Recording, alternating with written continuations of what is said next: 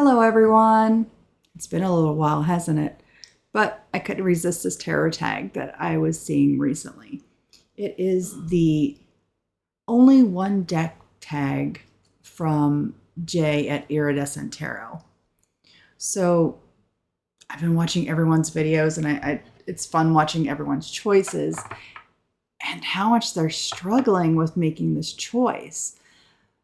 Whereas for me, I instantly knew my answer to my only one deck.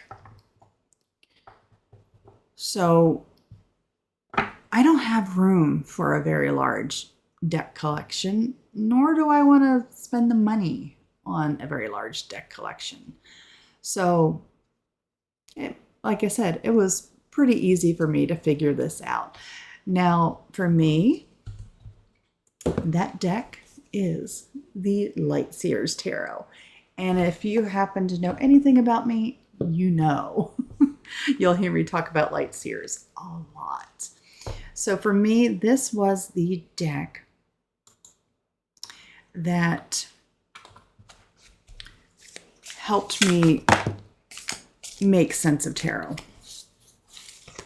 I had been struggling with reading RWS for a couple of years. I had been studying Pixie's artwork and the Pictorial Key to the Tarot, lots of other books as well, and even going back further than just Waite's definition of the cards and the symbolism he wanted to pull in from the Golden Dawn. All of that, it just was not coming through to me in that artwork from that version of a tarot deck. I had wanted to read RWS first because it was the system currently that has the most resources. So I figured it was the best place for me to start. But while I like that imagery and I can appreciate it, I love art, it just, like I said, I could not make that connection.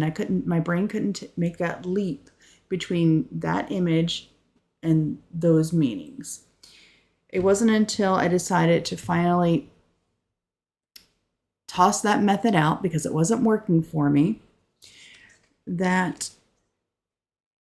I finally had my connection in meanings.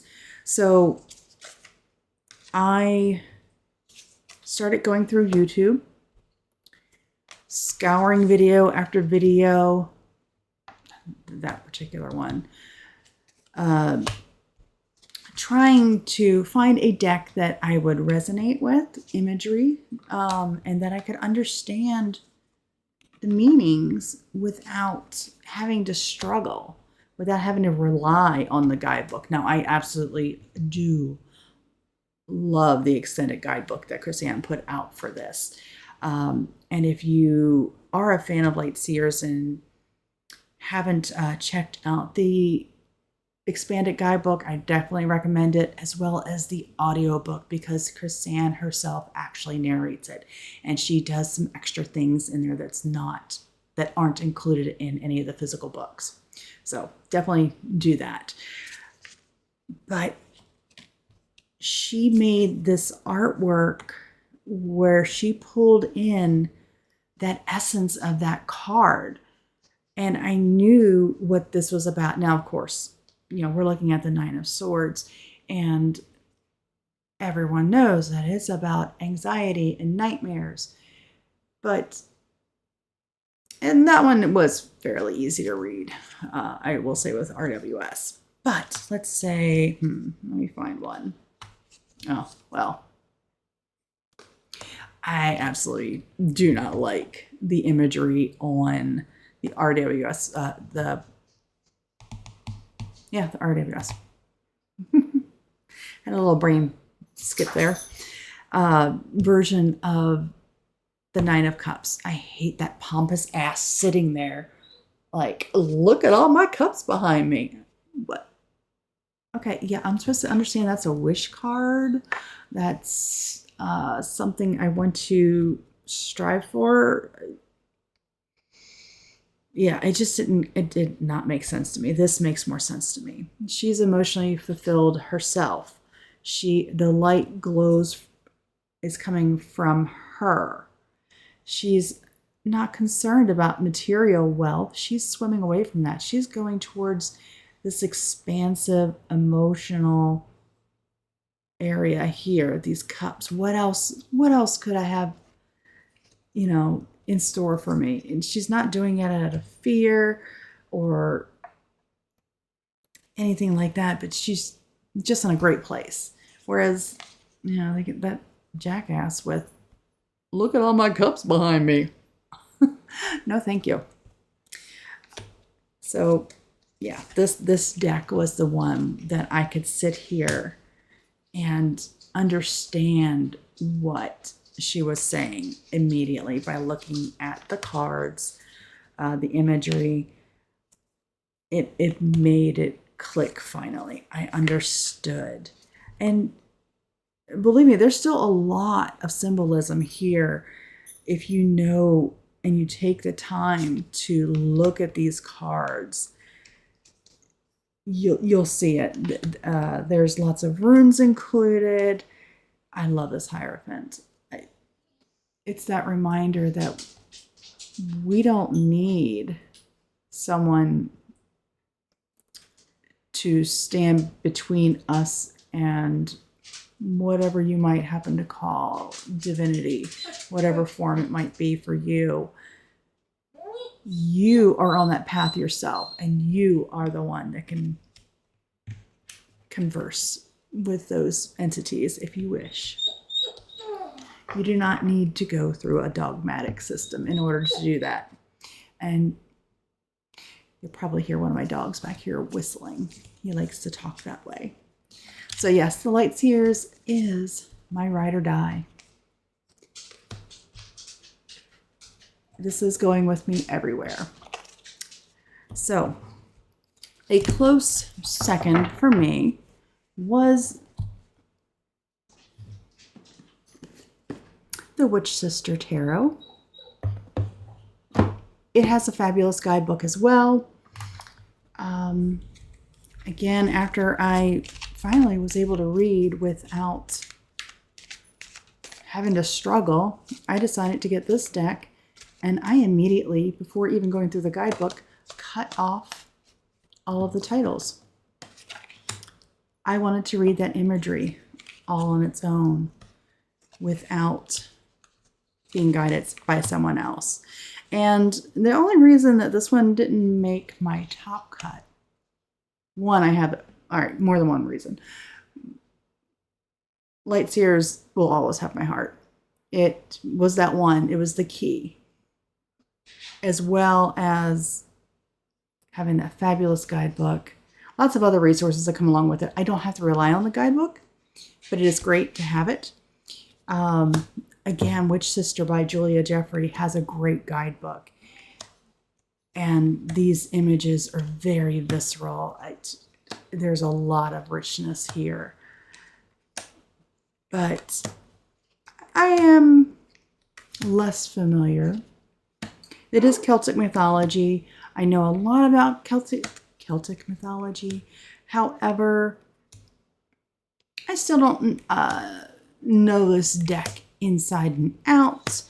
Whereas if I was only going to have one deck, I want one that I know inside and out. And I know that Light Seer. And I know, even though I get fabulous messages with this, I still want Light Seer.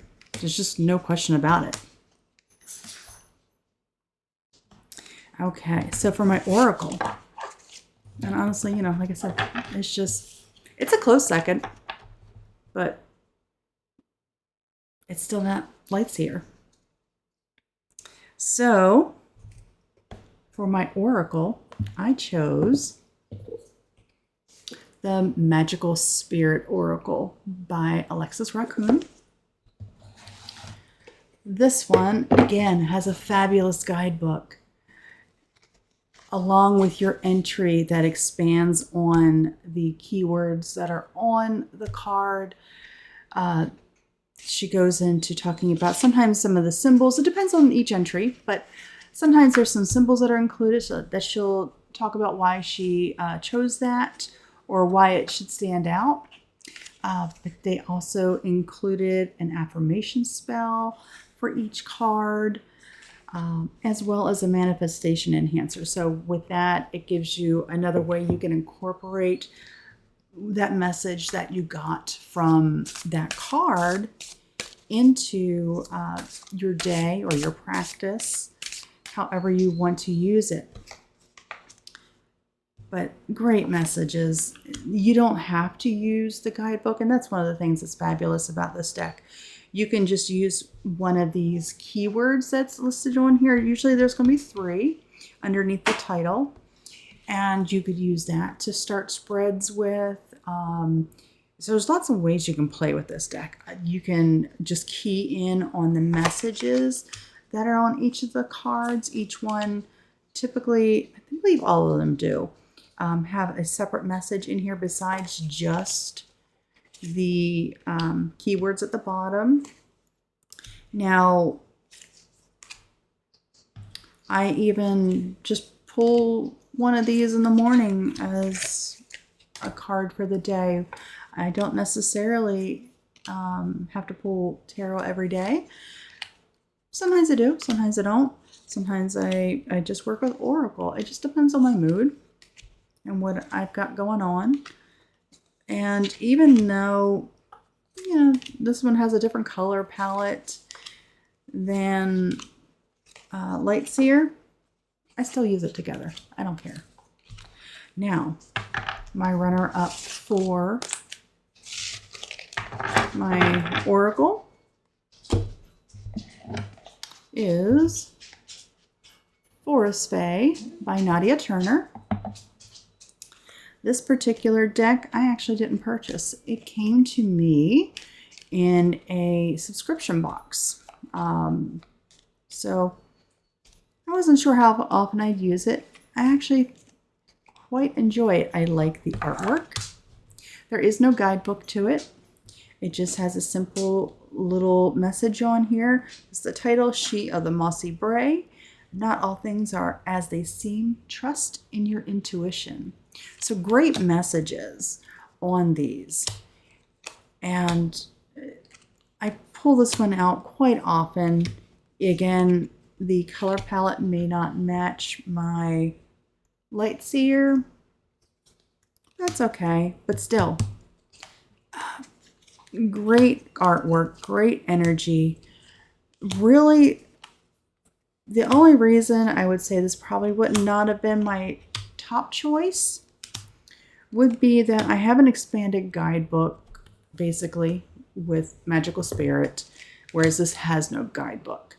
I'm left on my own just to take the message, maybe key into the artwork and see where it ties into the rest of my reading.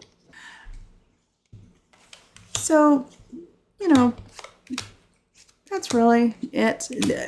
One other reason, okay, I will give you one other reason. I don't like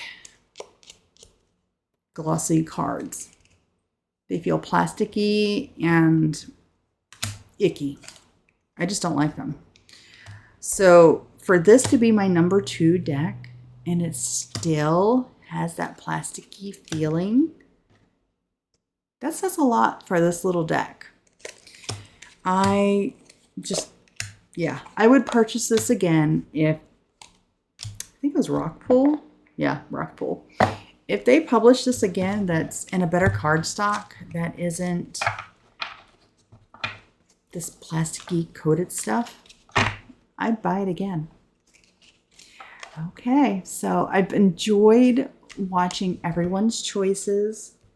Again, thank you, Jay, for coming up with this prompt. It has been fabulous watching everyone, and I'm going to continue watching everyone's responses. I'd love to hear what yours are. I'd love to see a VR from you as well. But if you're not into making a VR, you can definitely just comment below what yours are. And thanks for joining me. Have a great day.